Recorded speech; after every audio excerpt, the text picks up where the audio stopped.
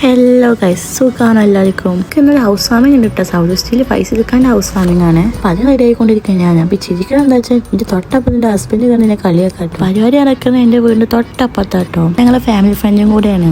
Evening ആയിരുന്നു പരിപാടി ഉണ്ടായിരുന്നു. അപ്പം ഞാൻ ചെയ്ത് വേഗം ഡ്രസ്സൊക്കെ മാറ്റി വിടാൻ നിന്നു കേട്ടോ. ഡ്രസ്സ് മാറ്റിയിട്ടില്ല, മേക്കപ്പ് ഇറങ്ങിയെന്ന് പറയാം. ഡ്രസ്സാണെങ്കിൽ എൻ്റെ വീട്ടിലാട്ടോ. ഞാൻ അവിടെ പോയിട്ട് വേണമെങ്കിൽ ഡ്രസ്സ് മാറ്റാൻ. അങ്ങനെ എൻ്റെ ചെക്കൻ്റെ ഒഴിങ്ങനെ കഴിഞ്ഞിട്ട് നേരെ വിട്ടിട്ട് എൻ്റെ വീട്ടിലേക്ക്. അവിടെ പോയപ്പോൾ അലനും താത്തയൊക്കെ വന്നിരുന്നു കേട്ടോ. ഞങ്ങൾ നേരെ പരിപാടിക്ക് പോയിട്ട് അവിടെ പോയപ്പോൾ ഭയങ്കര ക്രൗഡ് ആയിരുന്നു.